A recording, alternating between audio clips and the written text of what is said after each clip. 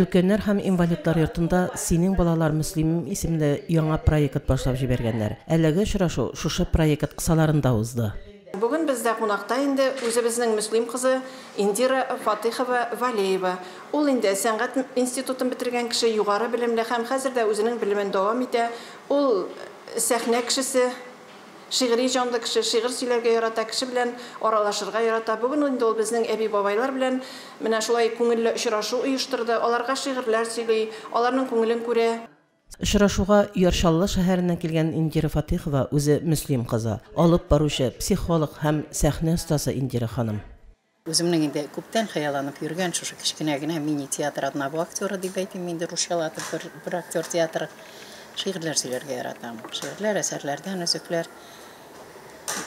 Менә беренче чыгу да булыр, беренче чыгу да булыр дидем дә, шуның белән монда килдем. Шул хәтле барсы да уңай килеп чыкты.